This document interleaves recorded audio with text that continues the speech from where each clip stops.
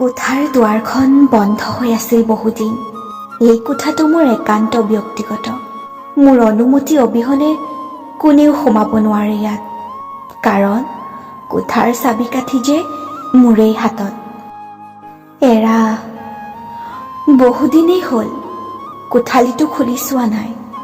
খুলিব বিচাৰিলেও মনে যে বাধা দিয়ে, কাৰণ কোঠাৰ ভিতৰত প্ৰৱেশ কৰিলেই এই মইজনী ক'ৰবাত হেৰাই যাব খোজে।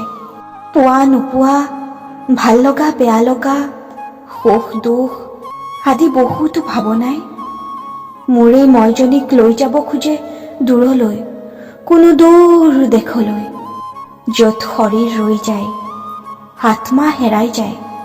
হঠাৎ কি হ'ল জানো, কিছু সময়ৰ বাবে হেৰাই যাবলৈ মন গ'ল। কোঠাৰ মাজত বহি অতীতৰ বৰপেৰা খুলি লৈ এবাৰ নিজকে বিচাৰিবলৈ খুলি দিলোঁ কোঠালিটো।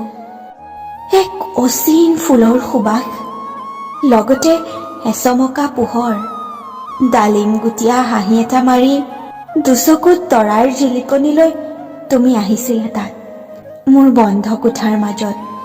তোমাৰ হাঁহিৰ পোহৰে পোহৰাই তুলিছিল মোৰ দেহ, মন আৰু এই বন্ধ কোঠালিটো।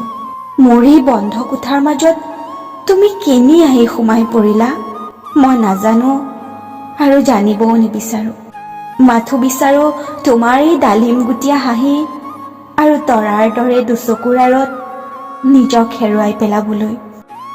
কোঠাটো আকৌ বন্ধ কৰি দিলোঁ মই, তোমাৰ ভিতৰতে সুমুৱাই থৈ মোৰ এই হৃদয় নামৰ কোঠালিটো।